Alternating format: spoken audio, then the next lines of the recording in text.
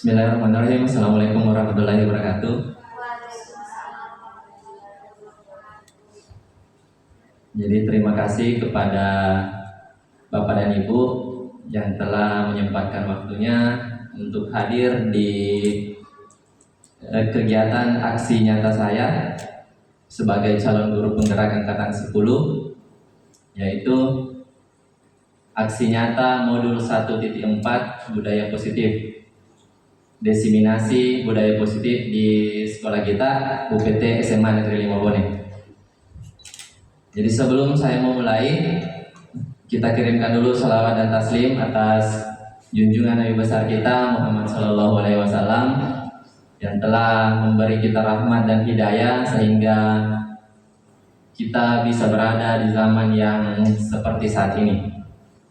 Jadi saya ucapkan pula terima kasih kepada Bapak Kepala UPT SMA Negeri 5 Bone dan Bapak Wakasek Sarana dan Prasarana yang telah memfasilitasi kegiatan kita ini.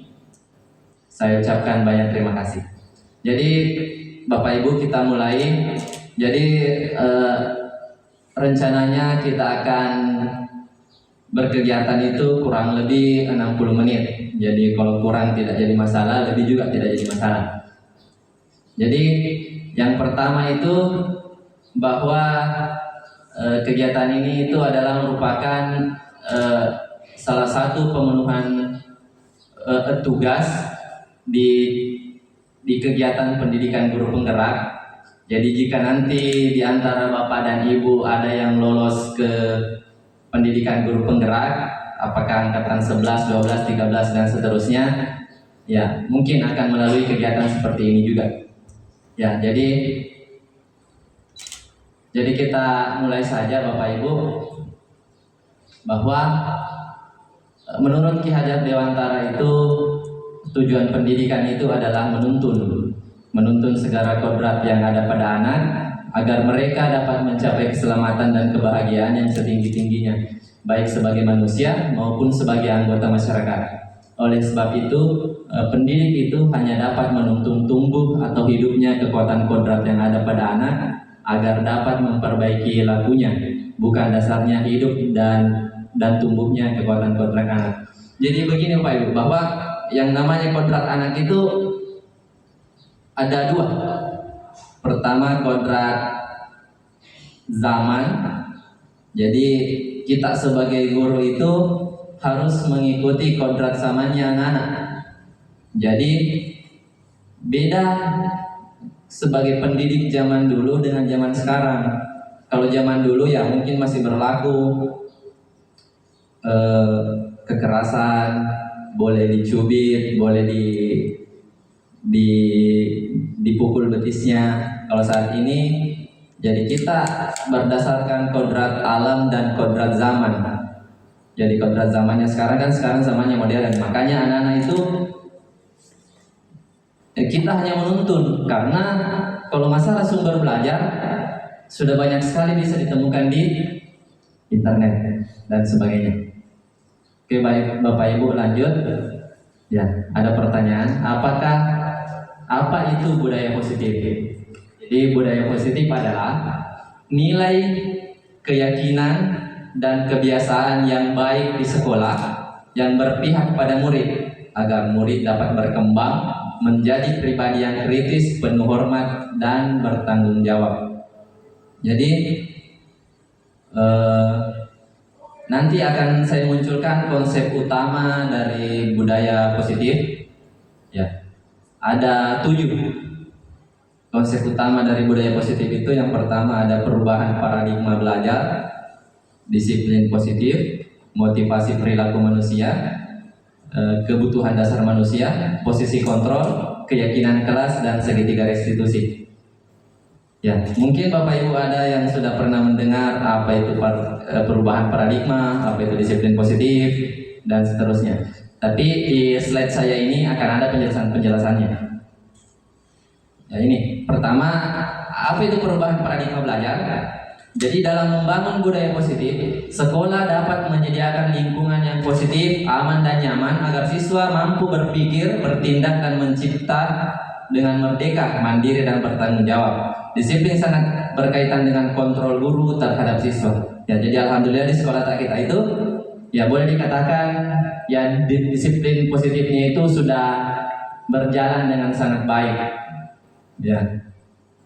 Terutama dikontrol oleh bapak dan ibu gurunya yang langsung, karena memang yang namanya disiplin itu sangat berkaitan dengan posisi kita sebagai guru. Jadi kita guru harus mengontrol.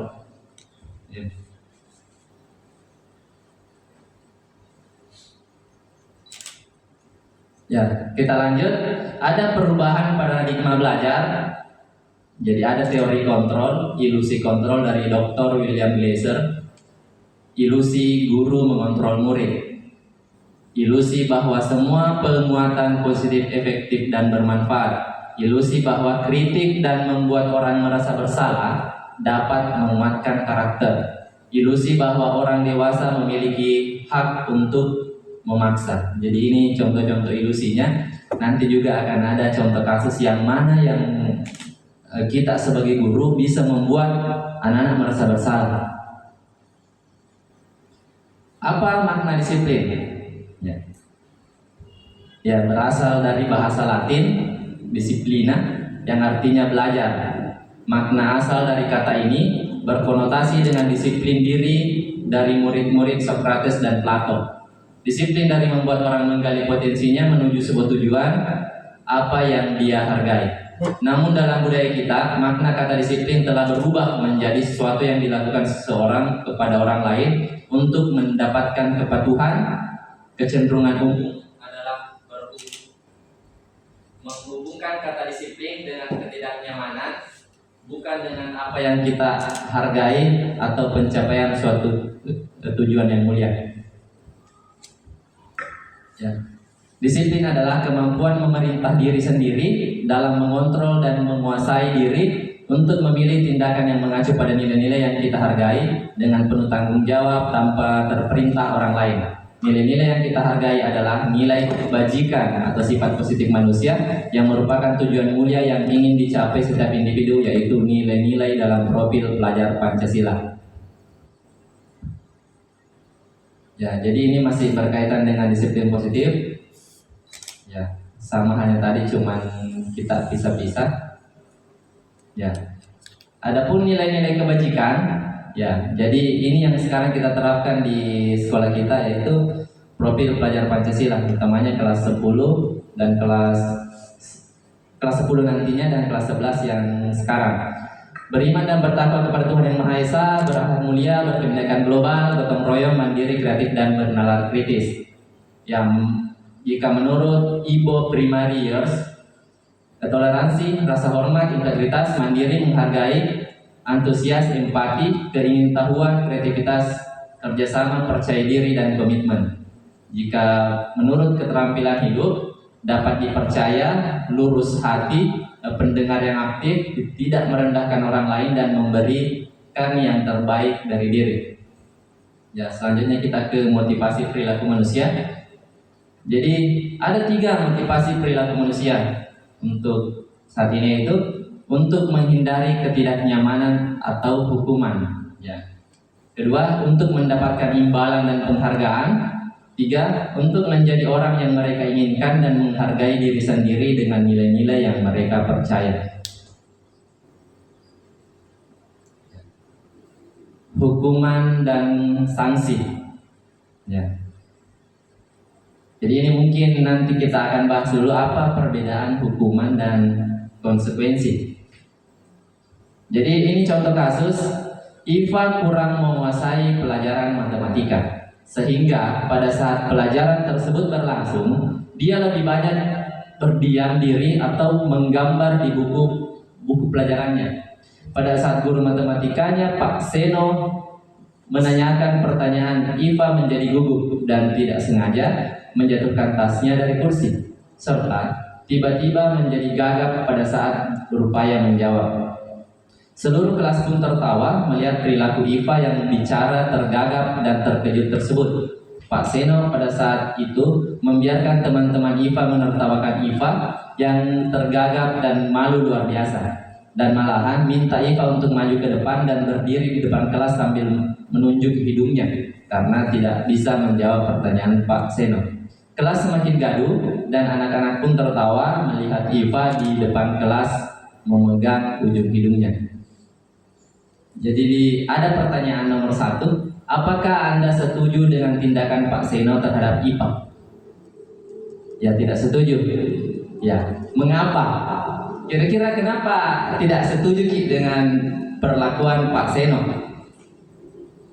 Ya, kemudian pertanyaan kedua, menurut Anda tindakan Pak Seno terhadap IPA adalah sebuah hukuman atau konsekuensi? Hukuman. Ya, betul. Jadi itu adalah hukuman. Mungkin penjelasannya ada di bagian sini. Ya, ini yang membedakan antara hukuman, konsekuensi, dan restitusi.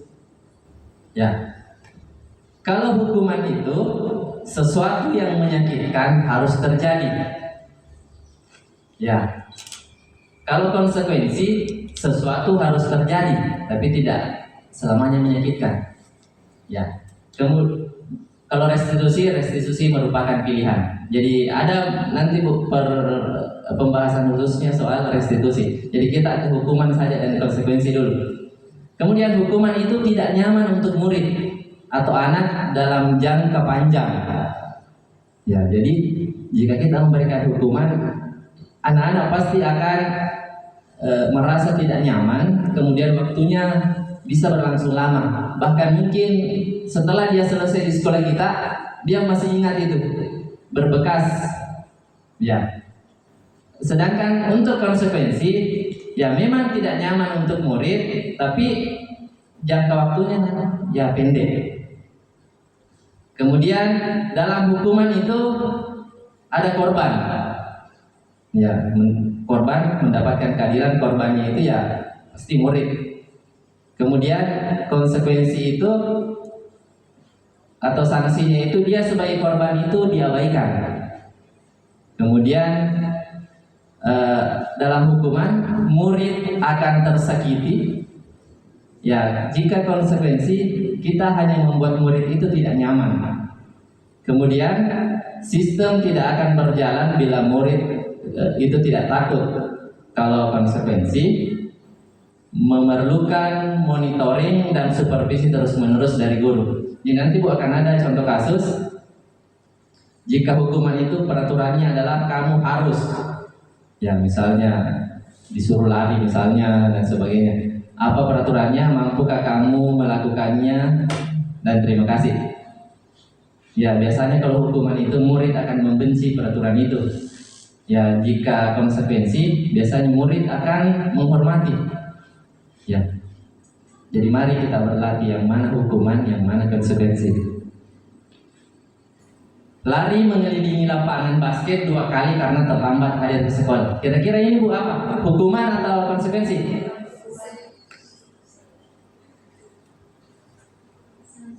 Hukuman atau konsekuensi? Hukuman. Ya, jadi ini adalah hukuman. Ya, karena ya, pasti akan merasa tersakiti. Siswa kalau disuruh lari 2 kali. Ya. Ya, ini jawabannya, hukuman. Sekarang, membersihkan coretan yang dibuatnya di meja.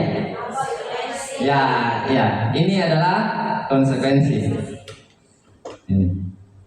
Murid diminta untuk push up 15 kali karena tidak menggunakan masker. Ya, hukuman. Menggantikan kertas tugas teman yang telah dicoret-coret. Ya, konsekuensi. Berjemur di lapangan basket pukul 12 siang karena mengobrol dengan teman. Ya, mengobrol dengan teman ini pada saat jam pelajaran, Bu, bukan di luar jam pelajaran. Ya, ini adalah hukuman. Murid diminta bertelanjang kaki sepanjang hari karena tidak menggunakan sepatu warna hitam sesuai peraturan sekolah. Ya, ini adalah hukuman. Ya, karena akan berbekas, Bu. Karena akan merasa sakit, tersakiti hatinya jika seharian kita tidak diperbolehkan menggunakan alas kaki di sekolah. Berdiri di depan kelas sambil mengangkat kaki satu karena tidak bisa menjawab pertanyaan. Ya, hukuman. Ya, jadi itu tadi contoh-contoh kasus Ibu bahwa sebenarnya kita sebagai guru itu harus mengetahui bahwa yang namanya hukuman itu menyakiti hati anak dalam jangka panjang. Makanya biasa ada anak-anak itu kalau kita ketemu di luar ditanya, apa yang kau ingat tentang gurumu ini? Ya, biasanya dia akan mengingat hukumannya. Saya pernah disuruh lari dan sebagainya. Ya, sekarang kita pindah ke kebutuhan dasar manusia. Jadi kebutuhan dasar manusia adalah segala sesuatu yang kita lakukan untuk mendapatkan apa yang kita inginkan. Seluruh tindakan yang kita lakukan memiliki tujuan tertentu dan semua usaha terbaik yang kita lakukan adalah dalam rangka agar kebutuhan dasar kita terpenuhi dengan baik. Ya, jadi ada 5 kebutuhan dasar manusia, Bapak Ibu. Pertama, bertahan hidup. Kedua, kasih sayang dan rasa diterima. Ketiga, penguasaan. Keempat, kebebasan. Dan yang kelima, kesenangan. Ya. Jadi biasanya jika anak-anak melakukan kesalahan itu pasti ada kebutuhan dasarnya yang tidak terpenuhi.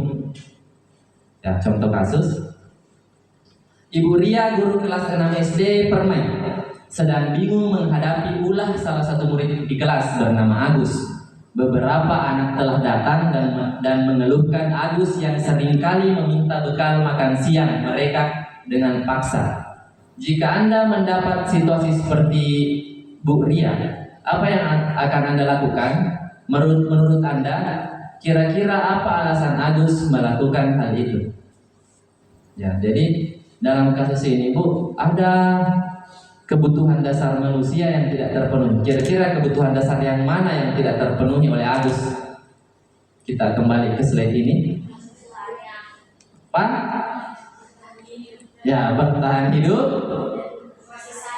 Ya, dan rasa kasih sayang. Ya, jadi kita lihat sebenarnya semua terpenuhi. Ya, ada 5. Pertama, kebutuhan Agus lapar dan orang tuanya tidak membawakannya bekal makan siang, yaitu masuk di bertahan hidup.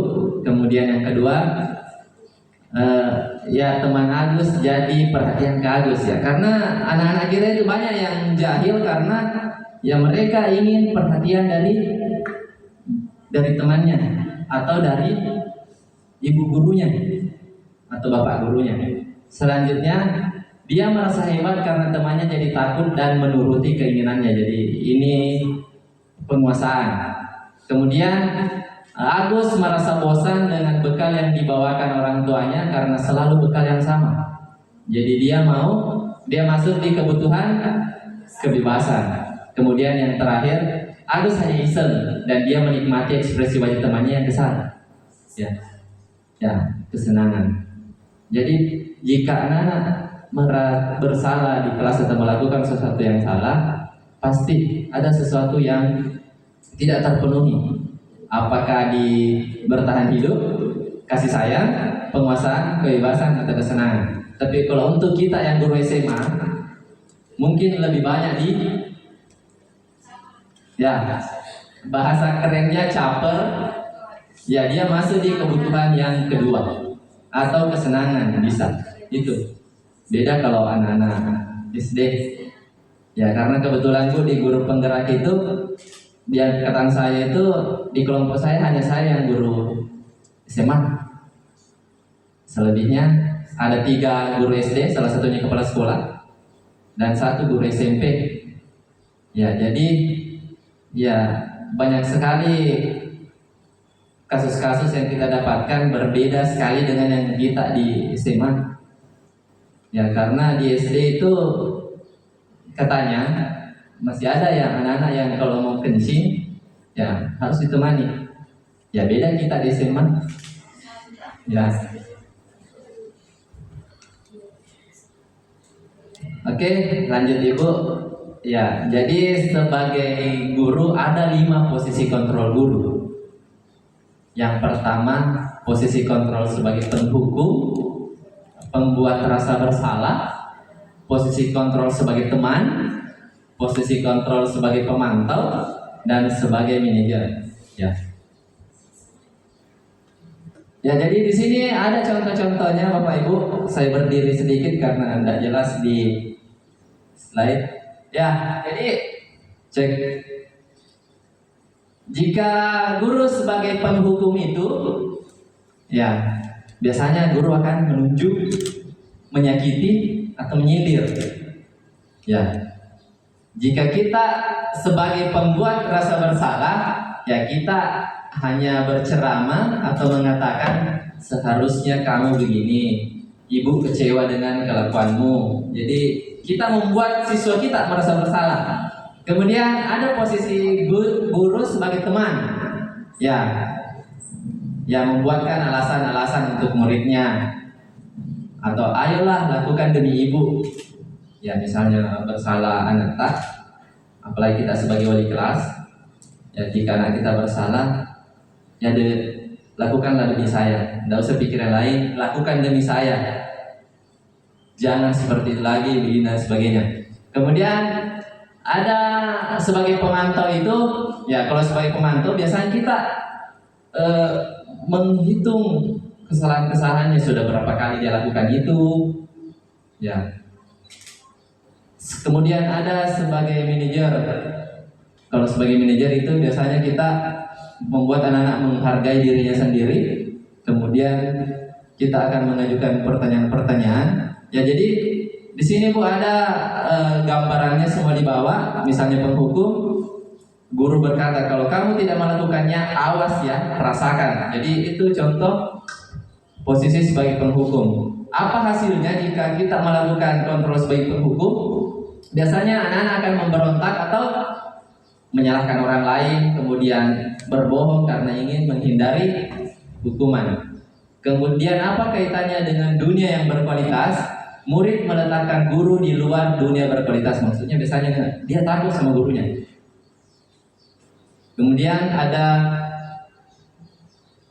murid berkata, biarkan saja, nanti juga marah-marah lagi.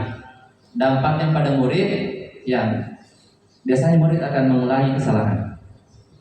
Jika sebagai pembuat merasa bersalah, ya hasilnya apa? Ya biasanya dia menyembunyikan, menyangkal, atau berbohong. Kemudian biasanya murid akan meminta maaf dan merasa rendah diri. Tapi yang sebagai guru sebenarnya Bu, kita boleh melakukan yang ketiga dan yang keempat dan yang kelima sebagai pemantau atau sebagai manajer. Ya, karena hasil dari manajer itu biasanya murid, kita akan menguatkan pribadi dari murid. Jadi ada contoh penerapan 5 posisi kontrol guru. Bapak Ibu lihat, pertama, hormat bendera pada selama 1 jam. Ya itu kan perhukuman. Kemudian berapa kali ibu harus memberitahu kamu selalu saja mengecewakan ibu. Ya, dia masuk sebagai pembuat rasa bersalah. Kemudian jika sebagai teman, ayo dong ikuti aturan sekolah, tolong bantu ibu kali ini saja. Ya sudah, tidak apa-apa, lain kali jangan sampai berbuat seperti ini lagi. Ya mungkin kalau kita di SMA mungkin banyak yang melakukan ini. Sebenarnya bagus, tapi lebih bagus lagi jika kita bertindak sebagai pemantau. Kamu sudah melanggar peraturan sekolah, kamu tahu konsekuensinya. Setelah upacara kamu beli atributnya di koperasi dan jangan diulangi lagi. Jika sebagai manajer, apakah kamu tahu kesalahanmu? Kira-kira bagaimana kamu memperbaiki kesalahanmu? Ya, kita lihat contoh kasus. Guru matematika dan wali kelas 8, Ibu Santi sakit sehingga tidak dapat masuk dan mengajar. Akhirnya dicarikan guru pengganti. Ibu Eni. Ibu Eni baru 2 tahun menjadi guru SMP. Beberapa murid perempuan, Vivi dan Natali, mengetahui hal ini dan mulai menggunakan kesempatan dan bersikap seenaknya, tertawa dan tidak mengindahkan kehadiran Ibu Eni. Ibu Eni mencoba menyapa Vivi dan Natali dengan ramah, sambil mengingatkan mereka untuk tetap fokus pada pengerjaan tugas. Ayolah, tugasnya dikerjakan. Nanti ibu ditegur bapak kepala sekolah kalau kalian tidak kerjakan tugas. Tolong bantu ibu ya. Namun Vivi dan Natali malah jadi tertawa. Ah, ibu santai saja bu. Mereka tetap tidak mengerjakan tugas dan malah mengobrol. Kira-kira posisi kontrol apa yang dilakukan Ibu Eni dalam menangani Vivi dan Natali? Selain sebagai teman, apa lagi? Karena di sini ada 2. Ya, pembuat merasa bersalah. Jadi ada di sini. Yang mana itu yang pembuat merasa bersalah? Posisi Ibu Eni sebagai pembuat merasa bersalah karena dalam kasus Vivi dan Natali, Ibu Eni mengucapkan kalimat, ayolah tugasnya dikerjakan, nanti ibu ditegur bapak kepala sekolah. Jadi ini membuat merasa bersalah karena jika dia tidak mengerjakan itu, ya gara-gara Vivi dan Natali ini, ibu gurunya nanti ditegur. Jika posisi sebagai teman, ditandai dengan sikap ramah, sabar, dan kooperatif dari Ibu Eni. Ibu Eni mencoba menyapa Vivi dan Natali dengan ramah sambil mengingatkan mereka untuk tetap fokus. Bahkan Ibu Eni berkata, tolong bantu ibu ya. Jadi ini sebagai posisi kontrol teman. Ya, ada contoh kasus kedua. Ibu Dani sedang menjelaskan pelajaran bahasa Inggris papan tulis. Namun beliau memperhatikan bahwa Fajar malah tidur-tiduran dan tampak tak acuh pada pelajarannya. Fajar, coba jawab pertanyaan nomor 3. Maju ke depan dan kerjakan di papan tulis. Fajar pun tampak malas-malasan maju ke depan dan sampai di depan papan tulis pun Fajar hanya diam, terpaku sambil memegang buku bahasa Inggrisnya dan memainkan spidol di tangannya. Ayo Fajar, makanya jangan tidur-tiduran, lain kali perhatikan. Sudah sana duduk kembali, kira-kira siapa yang bisa. Fajar pun kembali duduk di bangkunya. Hal seperti ini sudah sering kali terjadi pada Fajar. Sepertinya tidak memperhatikan, acuh tak acuh, dan nilai-nilainya pun tidak terlalu bagus untuk pelajaran bahasa Inggris. Pada saat ditegur oleh Ibu Dani, Fajar hanya menjawab, tidak tahu bu. Ibu Dani pun menjawab, gimana kamu Fajar? Kamu nggak kasihan sama ibu ya? Ibu sudah capek-capek mengajarkan kamu, tidak kasihan kamu sama ibu. Fajar pun dia membisu. Posisi kontrol apa yang diambil oleh Ibu Dani dalam pendekatannya kepada Fajar? Ya, pembuat merasa bersalah. Indikatornya adalah Ibu Dani bersikap menyalahkan Fajar. Kedua, Ibu Dani mencoba untuk membuat Fajar merasa bersalah. Ketiga, Ibu Dani menggunakan kalimat yang menunjukkan penyesalan seperti, gimana kamu Fajar?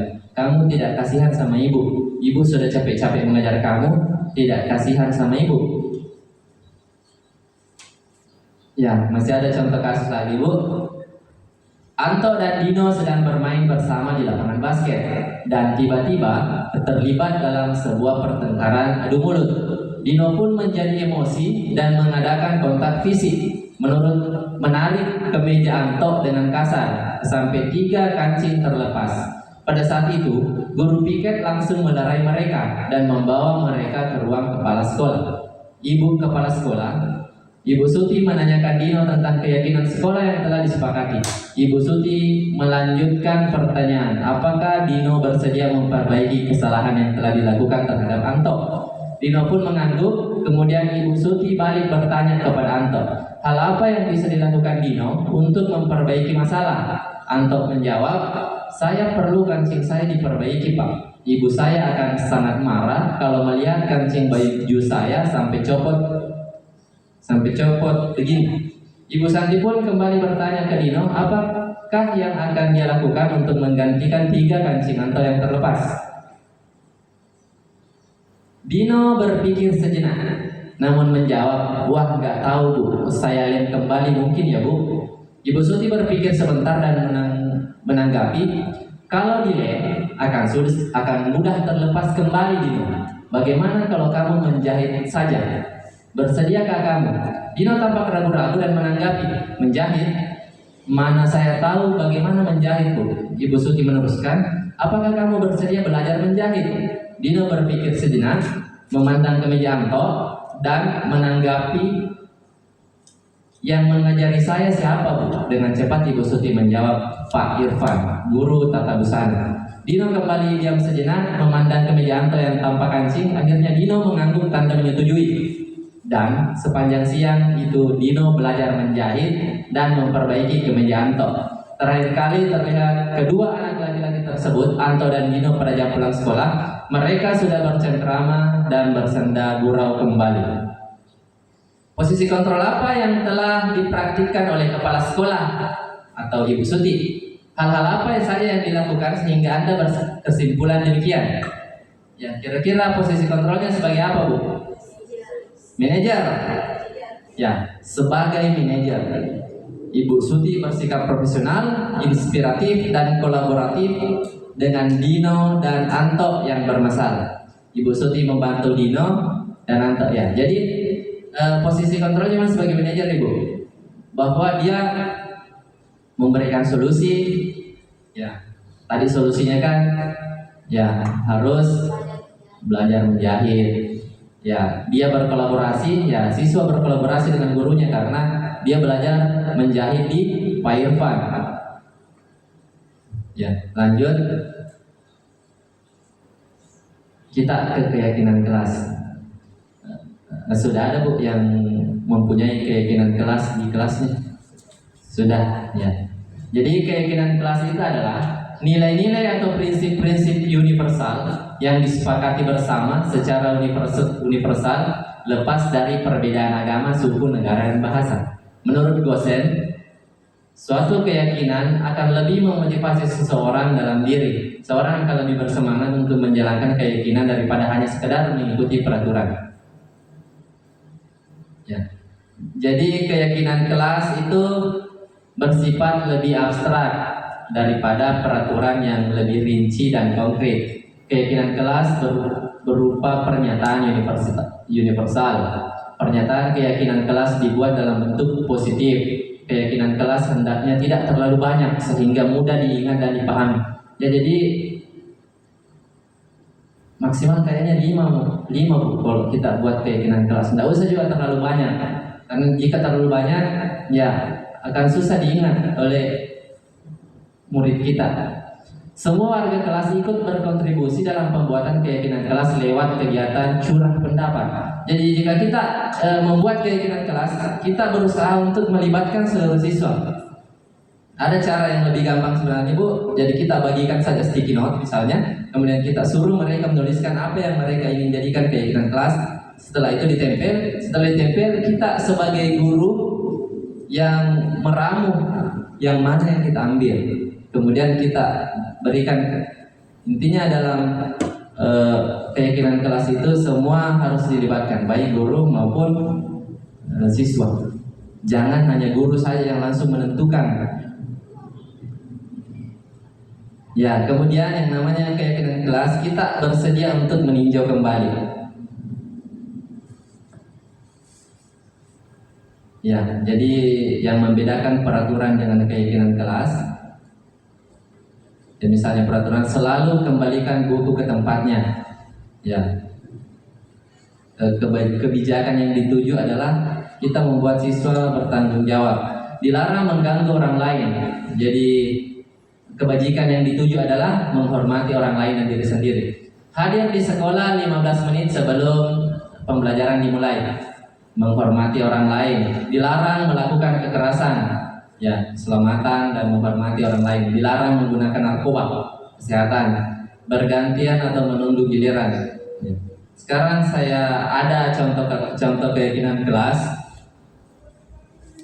Ya, ini saya terapkan di kelas 10-2. Siswa hadir tepat waktu. Piket kelas dilakukan lebih awal. Menggunakan seragam sesuai aturan sekolah. Sopan dan saling menghargai satu sama lain. Dilarang bermain HP tanpa seizin guru. Jadi ini contoh keyakinan kelas saya, Bu, dan ini saya lakukan, saya libatkan semua siswa. Saya menggunakan sticky note waktu itu, kemudian ditempelkan di papan tulis, kemudian kita ramu bersama. Jadi bukan hanya saya yang menyusun ini, tapi kesepakatan dari murid di kelas 10-2.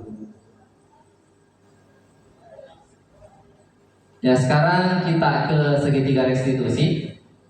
Ya, apa itu segitiga restitusi? Proses menciptakan kondisi bagi murid untuk memperbaiki kesalahan mereka, sehingga mereka bisa kembali pada kelompok mereka dengan karakter yang lebih kuat. Melalui restitusi guru dapat membantu murid menjadi lebih memiliki tujuan disiplin positif serta memulihkan dirinya setelah berbuat salah. Membantu murid untuk jujur pada diri sendiri dan mengevaluasi dampak dari kesalahan yang dilakukan. Memberikan penawaran bukan paksaan. Jadi ini gambaran dari segitiga restitusi. Jadi hal yang pertama yang kita lakukan itu yaitu menstabilkan identitas. Setelah itu memvalidasi tindakan yang salah. Kemudian 3, menanyakan keyakinan. Jadi tahapan yang pertama dari segitiga restitusi adalah menstabilkan identitas. Berbuat salah itu tidak apa-apa. Tidak ada manusia yang sempurna. Saya juga pernah melakukan kesalahan seperti itu. Kita bisa menyelesaikan ini. Bapak tidak tertarik mencari siapa yang salah, tapi Bapak ingin mencari solusi dari permasalahan ini. Kamu berhak merasa begitu. Jadi nanti akan ada saya putarkan contoh segitiga restitusi. Setelah tahapan pertama, kita ke tahapan kedua, yaitu kamu pasti punya alasan mengapa melakukan hal itu, atau kamu patut bangga pada dirimu sendiri karena kamu telah melindungi sesuatu yang penting buatmu. Kemudian ketiga, ada yang namanya menanyakan keyakinan. Apa yang kita percaya sebagai kelas atau keluarga? Apa nilai-nilai umum yang telah disepakati? Apa bayangan kita tentang kelas yang ideal? Kamu mau jadi orang yang seperti apa? Ya. Jadi saya akan putarkan contoh penerapan segitiga restitusi. Jadi silahkan Ibu nonton dulu ya, kurang lebih 7 menit.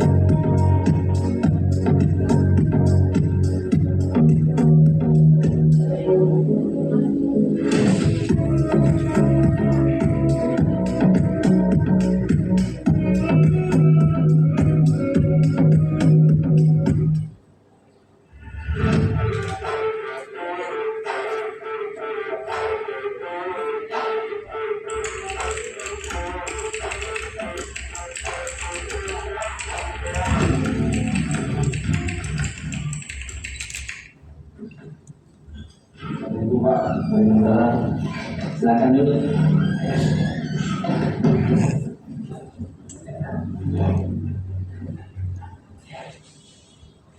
Saya mendapat laporan bahwa kemarin kamu kedapatan bermain HP pada saat ibu guru sedang menjelaskan pelajaran. Apakah itu benar? Ya Pak. Lalu, apa yang kamu mainkan di HP? Saya bermain game Pak. Baik. Setiap orang pernah melakukan kesalahan. Coba kamu pikirkan, bermain game pada jam pelajaran, manfaatnya apa? Tidak ada Pak. Lalu, apakah yang kamu lakukan itu benar atau salah? Salah Pak. Saya sudah melanggar aturan dan membuat Bapak jadi cemas. Dan juga saya ketinggalan pelajaran. Kenapa kamu bermain game pada jam pelajaran? Kemarin saya bosan Pak di kelas, makanya saya bermain game. Sekarang kamu sudah sadar belum? Apakah masih akan bermain game lagi pada jam pelajaran? Sudah Pak, saya minta maaf. Saya tidak akan berbuat seperti itu lagi Pak. Untuk kedepannya, bila ibu guru sedang mengajar, apa yang akan kamu lakukan? Apa yang akan kamu lakukan untuk memperbaiki kesalahan ini? Baik Pak, saya akan meminta maaf dan meminta tugas ke guru mata pelajaran Pak. Baik, semoga kamu mendapatkan pelajaran bermakna dari kesalahan yang sudah kamu lakukan. Ya Pak, terima kasih. Baik, silakan kembali ke kelas. Ya Pak, akan berhenti Pak. Ya.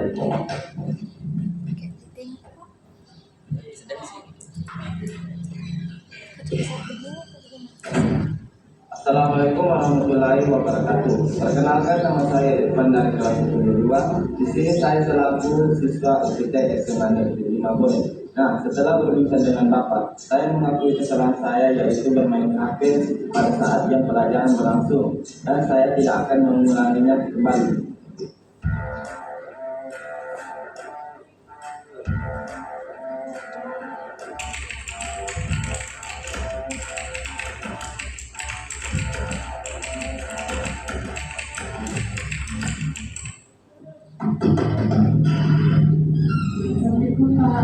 Salam. Silakan duduk.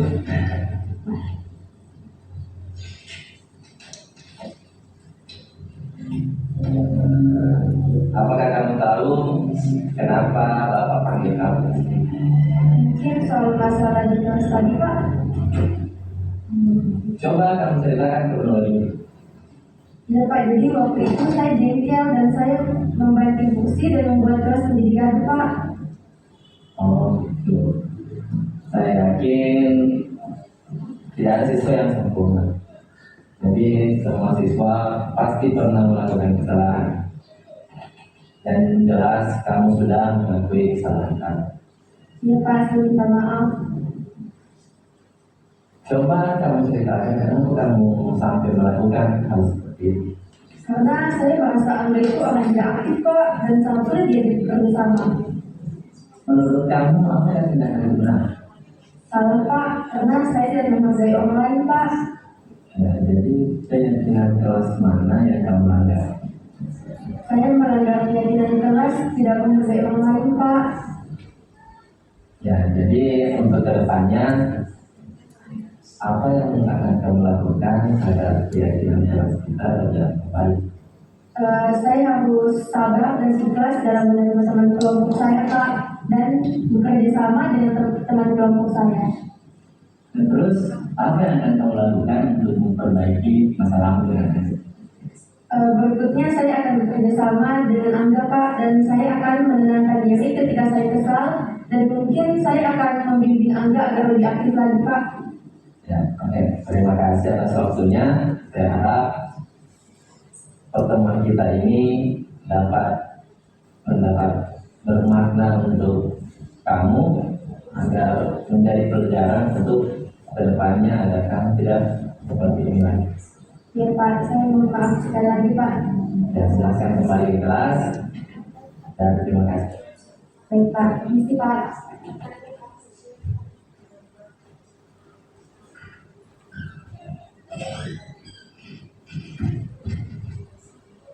Assalamualaikum Assalamualaikum warahmatullahi wabarakatuh. Perkenalkan, nama saya Nur Safira Yasin dari kelas 10-2. Di sini saya selaku siswi SMA Negeri 5 Bulog.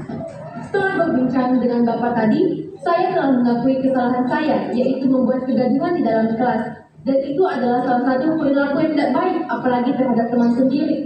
Dan saya tidak akan mengulanginya kembali.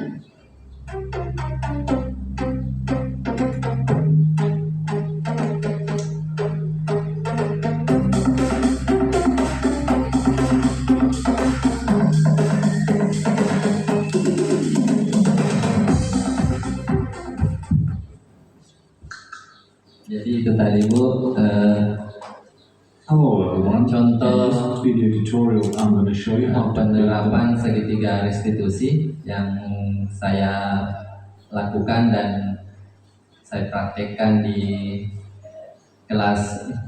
di sekolah kita ini. Jadi itu juga merupakan salah satu pemenuhan tugas saya di pendidikan guru penggerak angkatan 10, bahwa kita harus membuat skenario, kita juga harus menentukan aktor dan aktrisnya, ya. Jadi waktu itu saya ambil Irfan dan Nurul Safira, ya. Jadi dan saya juga manfaatkan kemampuan anak-anak untuk mengedit video. Jadi bukan saya yang ngedit, tapi diedit langsung oleh siswa kita juga, Alika Amira Umar.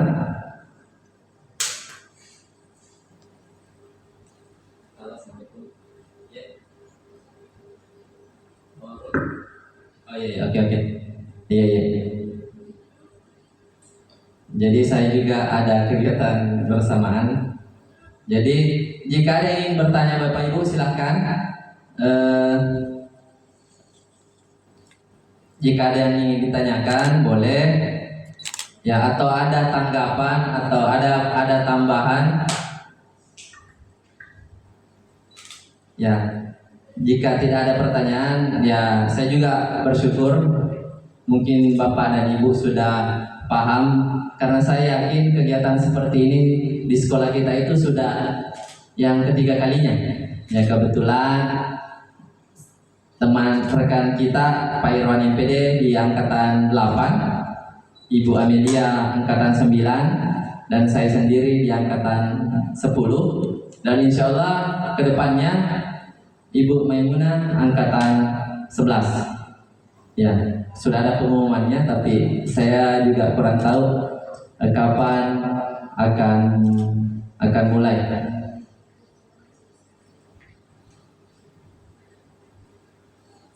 Ya, jika tidak ada lagi pertanyaan Ibu, mungkin kita tutup saja kegiatan ini.